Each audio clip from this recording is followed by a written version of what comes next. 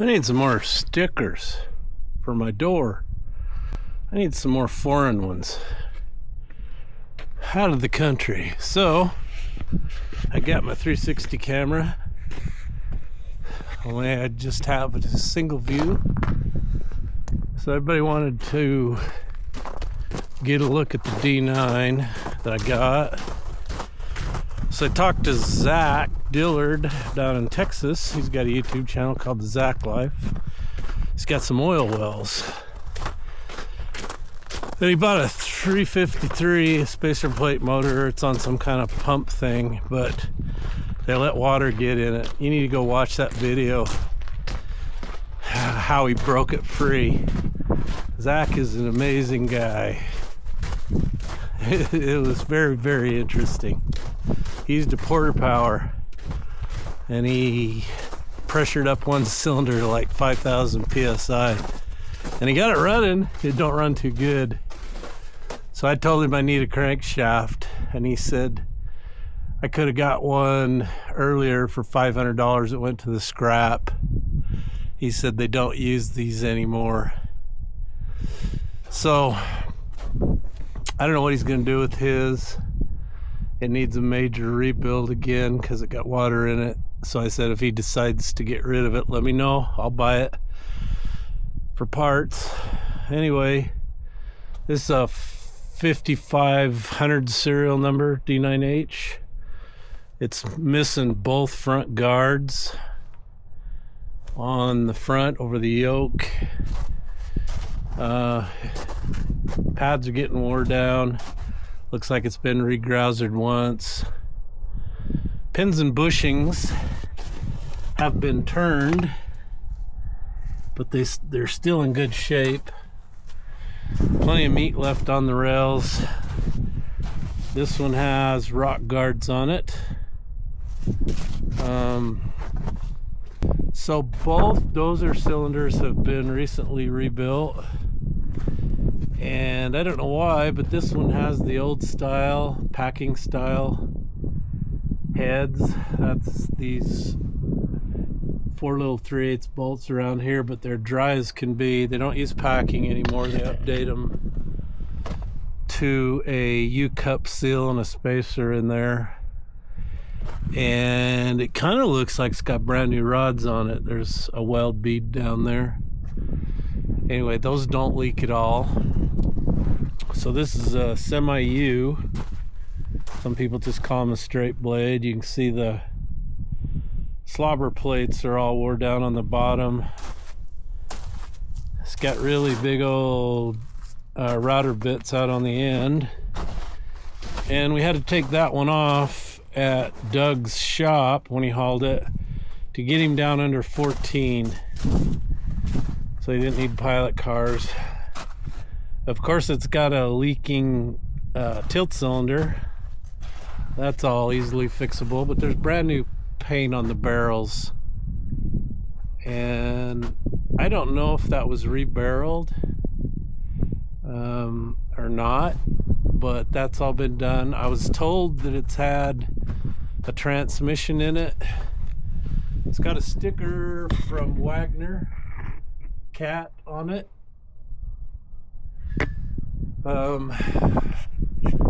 5500 serial number. I'm surprised it's got the old T18 turbo on it. So that's the first thing that'll go. We'll get a switchblade on that one. It's got a single shank ripper on it, and of course it's got leaky cylinders. I haven't really seen anything on the chrome that says the chrome's bad, so it probably just needs some seals.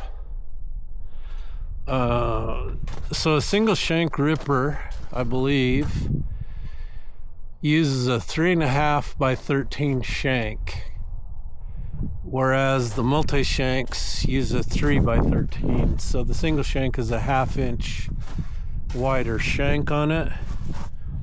It's got really good push arms, way better than my other straight Dozer. Let's take a look inside. So you remember Dave Hamilton? Dave gave me the old G series fuel system with the governor on it so I could fix mine. This used to be Dave's tractor, and he sold it.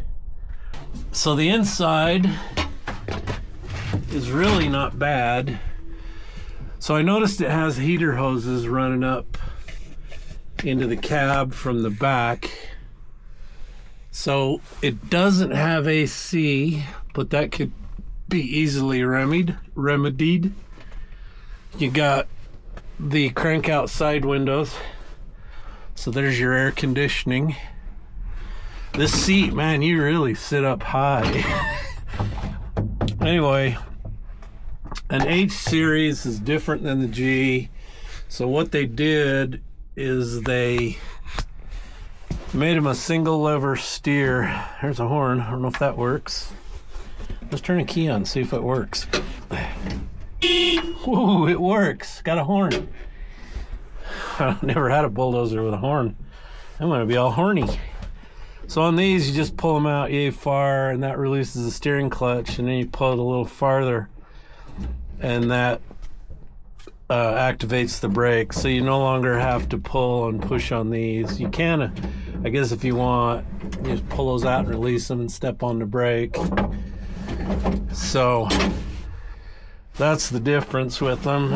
And then your hydraulics are a pilot control, so they're way easier to move, less movement.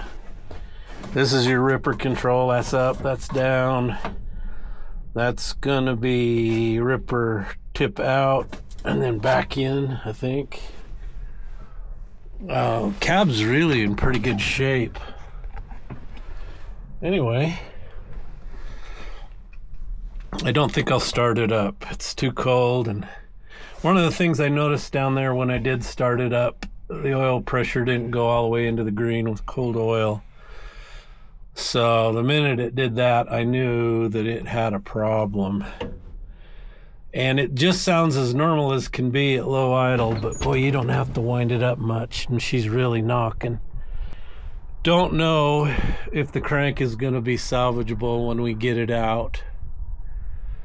So the H has a different fuel system than the G. This fuel system, you notice all this, it's identical to the scrapers. So your air fuel ratio control, I assume, is going to be a hydraulic one. I've never seen the governor assembly in here. I'm assuming it's similar to my scraper engines, much smaller, much more compact. It does have a reversible fan. Of course, those are always stuck.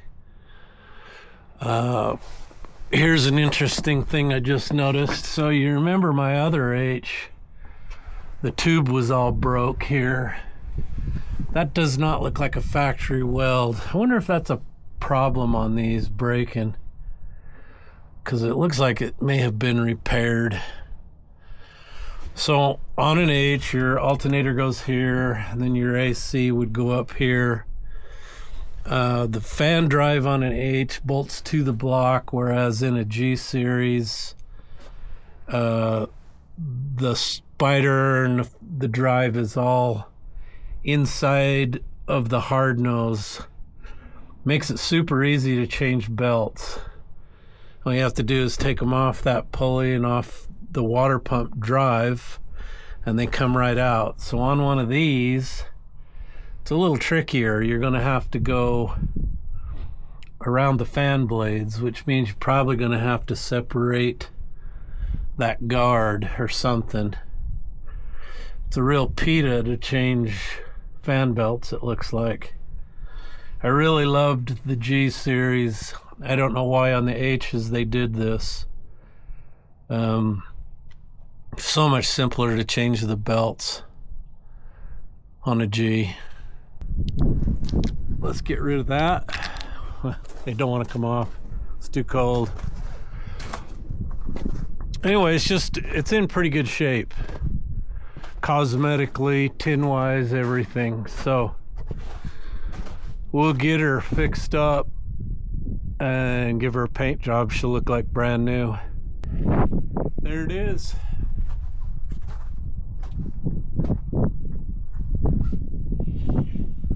So I paid $12.5 for this, and I looked at it this way. I just thought, you know, if it's got a problem or it's not worth fixing, for $12,500, I just bought over $100,000 worth of parts there. Final drives, transmissions, all that stuff, engine parts. There's a lot of dollars there, a lot of dollars. What I did is I bought it while I was down to American Falls working, bouncing around on the scraper. And I was just watching the auction. What I did is I figured I'd go at least 15 on it because it was close to me. It was 200 miles away, and so the freight wouldn't be that bad. Matt from Diesel Creek offered me his, but he's just so far away. So I put a reserve on there of 15, and I think I looked at my phone 3 minutes before the auction ended, and I got it for $12.5. It's got a good blade face on it, way better than my other one. I left the doors open on this one, figured the raccoons don't want to live in a house where the doors are open. Little buggers are smart. They might be able to figure out how to shut the door. I don't know. So I don't remember the serial number of this one,